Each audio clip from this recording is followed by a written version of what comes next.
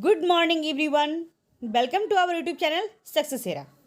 दोस्तों, शिक्षक नियोजन से जितने अपडेट होता है मैं लेकर आती हूँ। आज भी एक बहुत बड़ी अपडेट है जो मैं लेकर आई हूँ और कुछ बहुत सारी इंपॉर्टेंट चीज़ मैं वीडियो के साथ या अंत में बताऊँगी। पहले इस इंफॉर्मेशन को देखते हैं जो आपके टीचर नियोजन से रिलेटेड है और बहुत ही इम्पॉर्टेंट इन्फॉर्मेशन है, बहुत ही खास जानकारी है जो आप लोग के लिए अति आवश्यक है। कहाँ दिव्यांगों के आवेदन पर सूची जारी होगा। राज्य भर के सरकारी स्कूल में छठे चरण के प्राथमिक से लेकर उच्च प्राथमिक तक शिक्षकों को करीब 1.25 लाख पदों पर नियोजन में किन किन नियोजन इकाइयों में दिव्यांग के आवेदन आए उनकी सूची विभाग जारी करेगा। यह पहल अभ्यर्थियों को परेशानी से बचाने के लिए विभाग द्वारा जारी की जाएगी।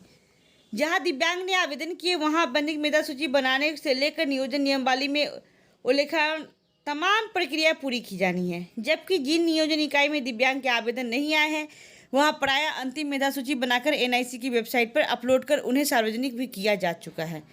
ऐसी इकाइयों में सीधे काउंसलिंग होनी है और प्रमाण पत्रों के सत्यापन के बाद अंतिम रूप से चयनित अभ्यर्थियों को नियुक्ति पत्र बांटा जाना है।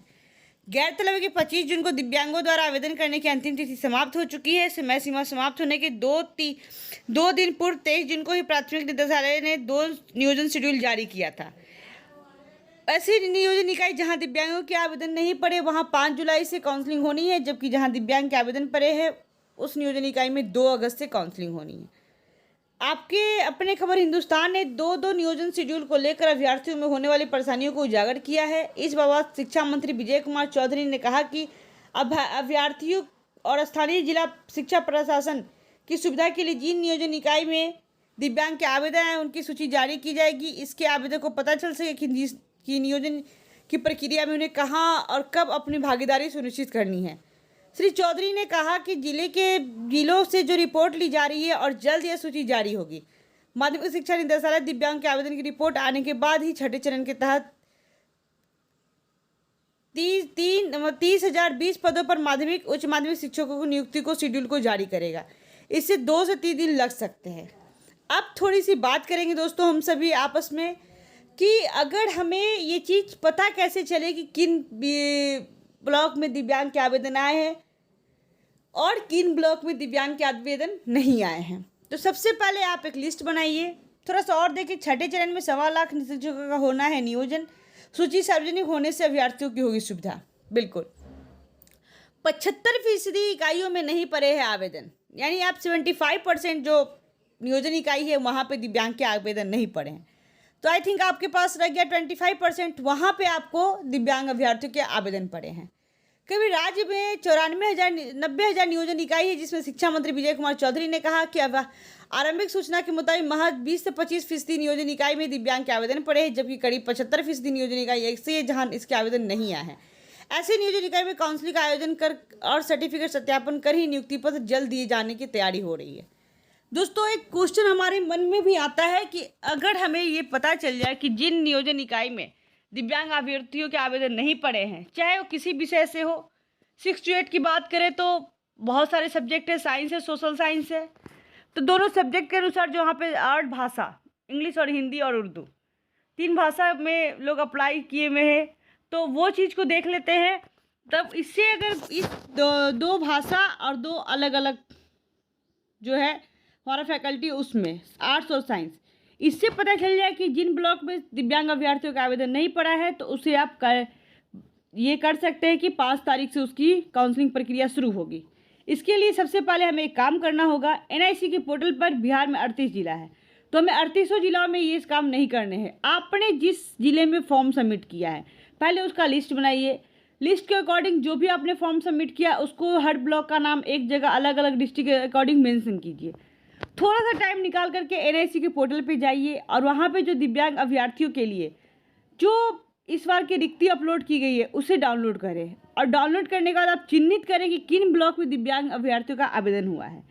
एक चीज़ से आप लोग निश्चिंत हो सकते हैं कि पंचायत में दिव्यांग अभ्यर्थियों का आवेदन नहीं हुआ है, क्योंकि पंचायत में 2-3 ऐसे 1-2 करके सीट थी, तो इस सीट पर दिव्यांग अभ्यर्थियों को सीट नहीं दिया गया है। इसलिए पंचायत में कहीं भी पंचायत में दिव्यांग अभ्यर्थियों का आवेदन नहीं हुआ है। इसलिए सबसे निचला स्तर जो हमारा पंचायत स्तरीय, सबसे पहले मुजफ्फरपुर की बात करें तो 12 तारीख को काउंसलिंग होनी है और ऐसे ही दरभंगा में भी बात करते तो दरभंगा की भी मैंने रोस्टर चेक की, क्योंकि मैंने वहाँ पे फॉर्म सबमिट किया। और मुजफ्फरपुर में मैंने 2 जगह चेक किया, तो वहाँ पे पंचायत में जो कहते हैं दिव्यांग अभ्यर्थियों ने फॉर्म सबमिट नहीं किया, क्योंकि वहाँ पे उनकी सीट नहीं थी। अब आते हैं हम इस तरीके से लिस्ट बनाते हैं। सबने 2-4 डिस्ट्रिक्ट को टच किया होगा फॉर्म के टाइम में, नहीं भी किया है, जिन डिस्ट्रिक्ट को टच किया है आप उसकी लिस्ट तैयार करें। वहाँ पे जो नियोजन प्रक्रिया चल रही है, जिसमें लिस्ट में आपका जितने नंबर पे नाम है, सीरियल नंबर, आप उसे मेंशन करें। उसके बाद साथ ही उसके पोर्टल पर जा करके, एनआईसी के पोर्टल पर डिस्ट्रिक्ट का नाम लिख करके वहाँ पे जो दिव्यांग अभ्यर्थियों के लिए जो रिक्ति जारी की गई है उसे डाउनलोड करें। और उस रिक्ति के अनुसार आप ब्लॉक बाय ब्लॉक क्या कर सकते हैं, उसको क्रॉस चेक कर सकते हैं कि किस ब्लॉक में दिव्यांग अभ्यर्थियों की सीट थी और किस ब्लॉक में उन्होंने आवेदन किया है।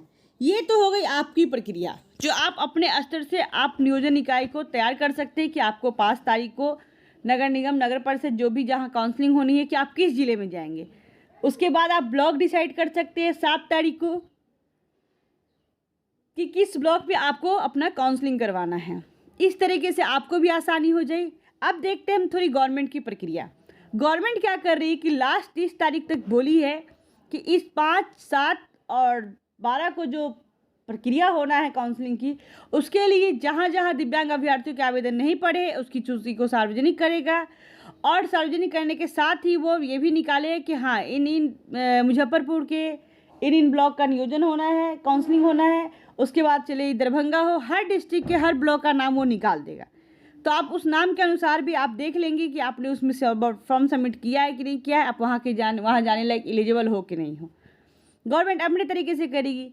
तो आपको मैं आपकी जानकारी के लिए मैं बता दूं कि आप देख सकते हैं दरभंगा के सारे ब्लॉक में दिव्यांग अभ्यर्थियों का सीट था।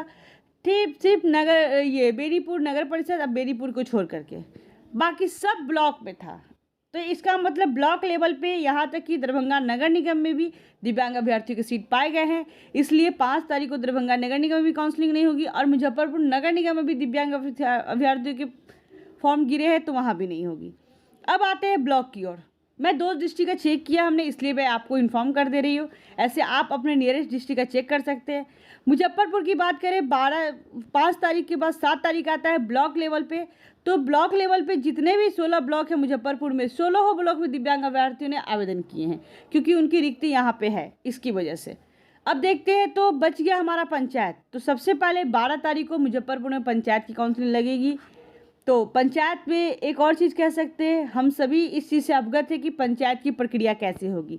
मुखिया और पंचायत सचिव के द्वारा परामर्श समिति का गठन तो हुआ, बट कहीं अलग से लोग नहीं आए। इन्हीं के बीचों के जो लोग हैं वही इसमें शामिल है।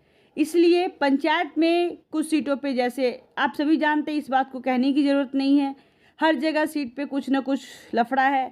हर मुखिया ने उस सीट को अपने स्तर से उसको सेट कर रखा है कि हमें किसको देना है, किसे नहीं देना है।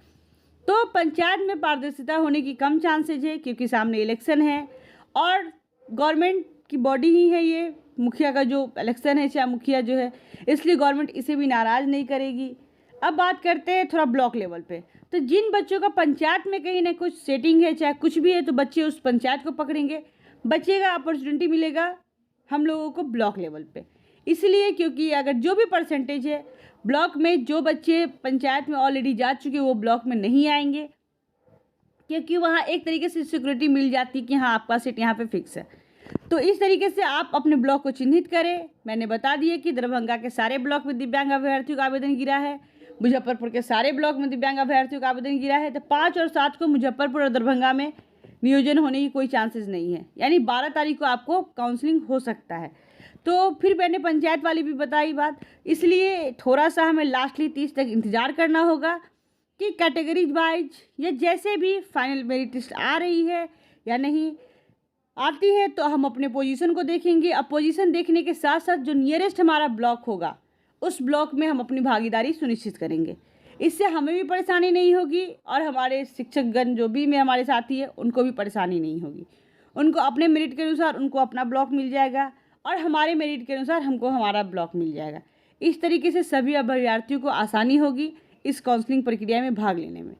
आपको मैंने जो वर्क बताया, अपने स्तर से आप ये जानने की कोशिश करें कि कहाँ कहाँ दिव्यांग अभ्यर्थियों का आवेदन गिरा है, तो आपका काम और भी आसान हो जाएगा।